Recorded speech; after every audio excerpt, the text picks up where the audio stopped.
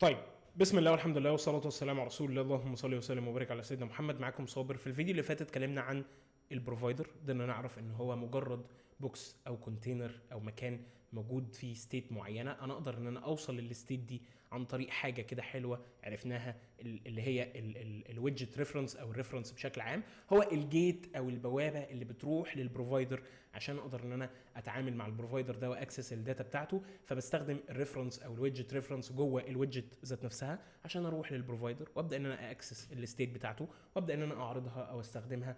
وقدرنا نعرف ان الستيت دي او الداتا دي عمرها ما هتتغير، هي حاجه ثابته ما بتتغيرش، هي قيمه ثابته. وان الموضوع هنا عامل فكره الريد اونلي، ان انا بقرا الداتا بس، ما اقدرش ان انا اغيرها، ما اقدرش ان انا العب فيها، ما اقدرش ان انا اتحكم فيها وهكذا. تمام. واتكلمنا على المقابل للويدجت ريفرنس بره الويدجت تري يعني، وهو البروفايدر ريفرنس قصدي. اتكلمنا على البروفايدر ريفرنس وقلنا ان هو نفس فكره الويدجت ريفرنس، ان انا بوصل لبروفايدر معين وابدا ان انا اكسس الستيت بتاعته، ولكن خارج الويدجت تري جوه البروفايدر ذات نفسه او جوه الكونتينر يعني ذات نفسه. تمام. اروح لبروفايدر تاني ابدا ان انا اشوف الستيت بتاعته واخدها وابدا ان انا استخدمها بالشكل ده وابدا ان انا استخدمها بالشكل ده. طيب، عايزين نقرا الدوكيومنتيشنز، عايزين نقرا الدوكيومنتيشنز ونبقى محترمين كده ونشوف حبه حاجات من الحاجات الحلوه اللي احنا عايزين نتكلم عليها. بيقول لك هنا ايه؟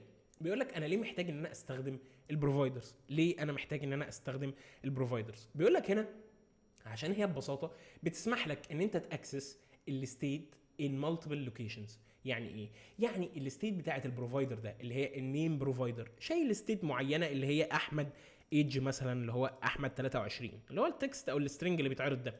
الستيت دي انا اقدر ان انا اكسسها في اكتر من مكان جوه الويدجت تري. على سبيل المثال لو انا عندي بوتوم نافيجيشن بار هنا، دي الهوم سكرين، وعندي زرار تاني او بوتوم تاني يعني بيوديني على البروفايل، بدوس عليه بيغير التاب للبروفايل. لو انا في البروفايل ده رحت اكسست نفس البروفايدر عشان اخد نفس الستيت بتاعته واعرضها بنفس الشكل ده، هيعرض لي نفس الستيت وهتكون ثابته ما بتتغيرش هنا وهنا وهنا وهنا وهنا وهكذا. تمام. فانا اقدر ان انا اكسس الستيت او اكسس الستيت يعني بتاعت البروفايدر في اكتر من مكان. برضو بيقول لك البروفايدرز ار ا كومبليت ريبليسمنت فور باترنز لايك السنجلتون. انت من دماغك كده هتبدا ان انت تترجم. والله ده انا عندي الاوبجكت ده ذات نفسه اللي هو النيم بروفايدر ده هو حاجه جلوبال، هو حاجه جلوبال، حاجه انا اقدر ان انا اكسسها من مكان لمكان. يعني على سبيل المثال لو انا عندي فايل هنا مثلا اسمه دوت دارت بالشكل ده، ورحت جواه يا معلم عملت فانكشن مثلا اسمها جيت اي حاجه، انا بس عايز اروح اكسس البروفايدر ده، فانا اقدر ان انا اكسس البروفايدر، فاهم؟ لانه جلوبال، حاجه موجوده جلوبال، انا اقدر ان انا اوصل لها في اي مكان يعني بتاعي. تمام. فبالتالي لو بصيت لها كده منها حاجه واحده، حاجه جلوبال، ف يعني ايه ريبليسمنت كويس لفكره السنجلتون باترن يعني. تمام. وبرده فكره السيرفيس لوكيتور والديبندنسي انجكشن والانهيرتد ويدجت. تعال نتكلم على الديبندنسي انجكشن، احنا ما وضحناش الفكره بتاعته. في الهوم سكرين دي، الهوم سكرين دي بتعرض تايتل، يعني عندها فاينل سترينج تايتل بالشكل ده. انا ممكن اجي جوه السكرينه ذات نفسها وابدا اعمل كده واقول له صابر. التايتل بتاع السكرينه اسمه هوم مثلا، بلاش صابر، انت عمال بترمي صابر هنا وهنا وهنا وبتاع. طيب، هي كده ايه اللي بيحصل؟ الهوم سكرين عملت التايتل ده او عملت انيشاليز للتايتل ده او ادته القيمه بنفسها، عملت الكلام ده بنفسها. مفيش حد عمل الكلام ده للهوم سكرين، صح؟ هي بدات ان هي تعمل الفاريبل وبدات ان هي تعمل له انيشاليز جوه الهوم سكرين ذات نفسها، فهي يعتبر عملته لنفسها، محدش تكرم وبدا ان هو يعمله لها. ولكن انا لو رحت شلت الانيشاليزيشن دي واستقبلت التايتل ده بقى مثلا عن طريق سيتر او عن طريق الكونستراكتور، حتى جيت قلت له ريكوايرد ذيس دوت التايتل بالشكل ده، كده انا بعمل ديبندنسي انجكشن. كده الهوم سكرين ما بتعملش الديبندنسيز بتاعتها بنفسها، يعني هي ما بتقدرش ان هي تحضرها لنفسها بنفسها. تمام. هي في حد بيتكرم وبيبدا ان هو يحضر لها الديبندنسيز بتاعتها دي ويبدا ان هو يديها لها وبيكون شاكرا يعني. فدي فكره الديبندنسي انجكشن. بالمناسبه تعالى بقى نتكلم في حته بقى مرعبه يعني. انا هنا باجي عند النيم، باجي اقول له يا نيم انا اروح للريفرنس وابدا ان انا اوتش بروفايدر معين واكسس منه الفاليو بتاعته او الستيت بتاعته. هو انا هنا بحقق او انا هنا بفولو الديبندنسي انجكشن باترن ولا لا؟ امتى انا هعرف انا بفولو الديبندنسي انجكشن ولا لا؟ هو انا هنا بعمل الداتا لنفسي؟ يعني النيم ده الويدجت دي او البيلد جوه البيلد هنا، يعني انا بعمل الداتا لنفسي، ببدا ان انا اعمل انيشاليز بنفسي؟ لا، هو انا بروح اجيب الستيت او الفاليو من مكان تاني، صح؟ بروح اجيبها، يعني مش انا اللي بعملها لنفسي، لا انا مجرد بروح اجيبها. وبرضه في نفس الوقت هو ما فيش حد بيبدا ان هو ينجكتها لي، يعني مفيش حد بيبدا ان هو يباصيها لي او يبدا ان هو يحطها لي يعني، او يديني القيمه دي، لا هو انا بروح اجيبها. فهل انا هنا بفولو الباترن ولا لا؟ يعني بفولو الديبندنسي انجكشن ولا لا؟ يعني هل هنا بحقق ده ولا لا؟ والله انت بتحققه، بس نقدر نقول مش بالسنس اللي انت متعود عليه، او مش بالتراديشنال سنس كده، فاهم اللي هو ايه؟ يعني مش بالشكل، مش بالفورم بتاعتك، لا يعني هو هنا مش ما فيش انجكشن بيحصل، فاهم؟ لا انا هنا بروح اجيب الداتا لنفسي، بروح اجيب الداتا لنفسي وبنفسي. ولكن برضو انت السؤال اللي انت بتساله نفسك، هل هنا انا بعمل ديبندنسي انجكشن ولا لا؟ لما تسال نفسك تقول هو انا بعمل الداتا لنفسي؟ هو انا بعمل الداتا بنفسي؟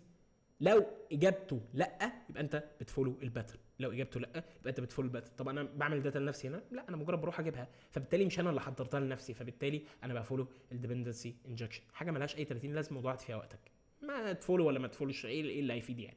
الانهيرتد ويدجت برضو البروفايدر هي ريبليسمنت كويس للانهيرتد ويدجت، ودي حته عايزين نتكلم عليها. الانهيرتد ويدجت ببساطه هي مجرد ويدجت عاديه خالص زي اي ويدجت انت بتشوفها في حياتك، ولكن بيبقى فيها حاجه مميزه شويه. الويدجت دي تقدر ان انت تحط فيها داتا معينه، وتحط الويدجت دي فوق في الويدجت تري، وفي اي مكان تحت في الويدجت تري تقدر ان انت تطلع تجيب الداتا دي وتعرضها.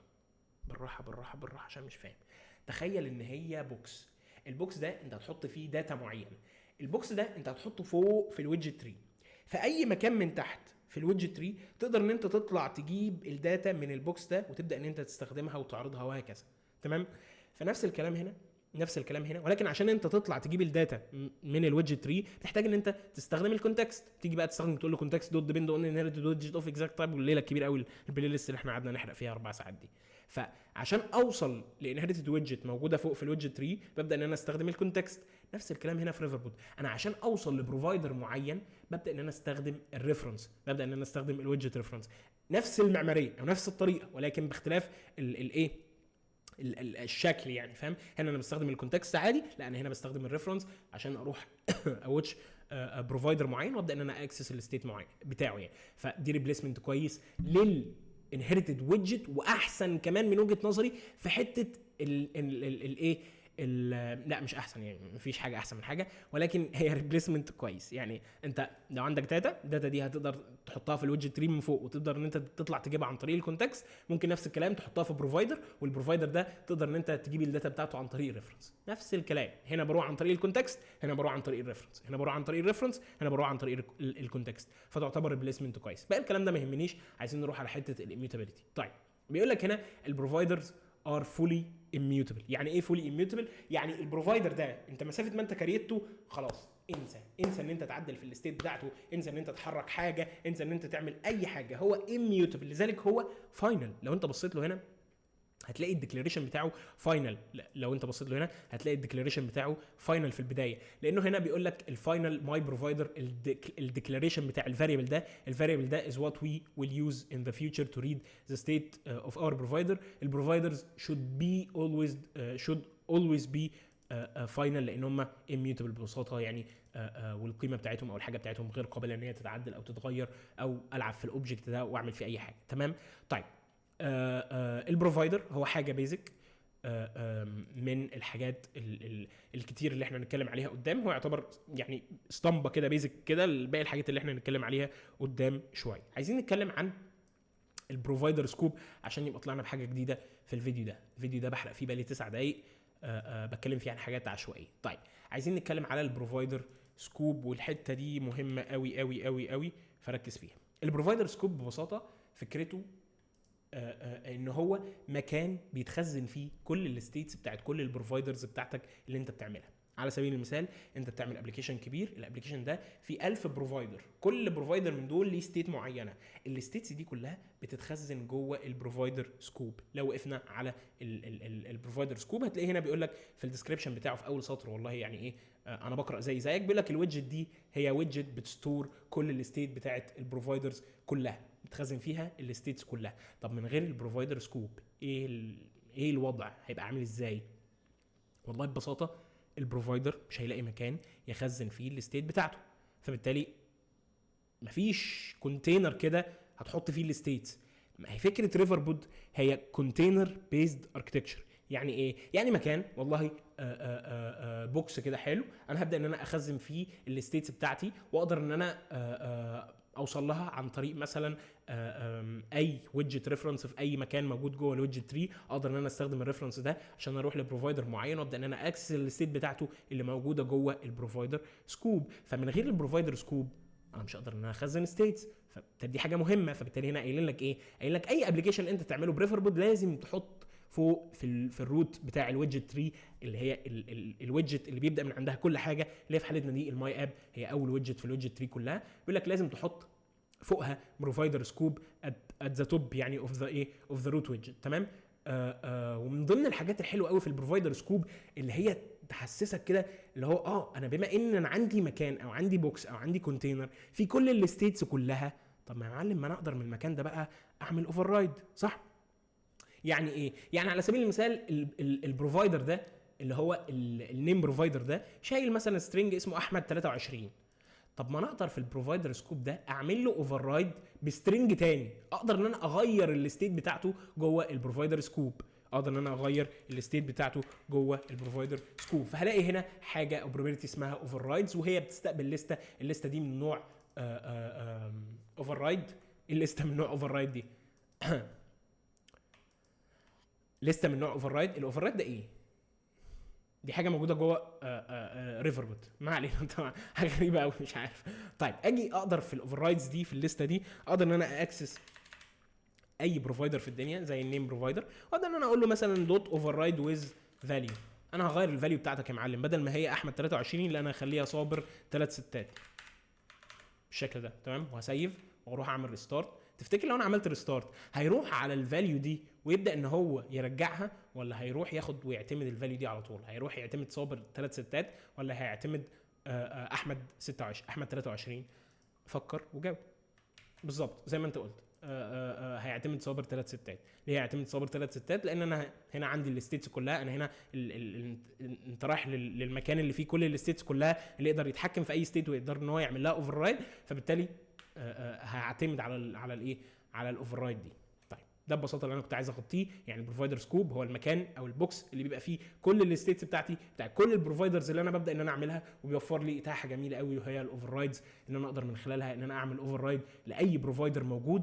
ومش بس كده، الحته دي عظيمه بشكل جامد، يعني الحته دي مميزه جدا جدا جدا جدا جدا جدا، لان في بعض الاحيان في السيستمز الكبيره شويه، على سبيل المثال مثلا فيسبوك او حاجه، انت اول لما بتفتح فيسبوك اوتوماتيك اعتقد ان في نوع ما من ال تقدر تقول مثلا ايه، يعني كونكشن ستيبل كده او ثابت ما بيتغيرش، او يعني اللي هو ايه، عارف انت فكره السيجنال ار او اللي هو الويب سوكيتس بشكل عام، اللي هو انت مثلا بتكونكت بالسيرفر، بتفضل متصل بالسيرفر على طول، والسيرفر كل شويه بيبدا ان هو يبعت لك ايفنتس كتير، بتبدا ان انت تتحكم في شكل الابلكيشن لما الايفنتس دي بتجيلك.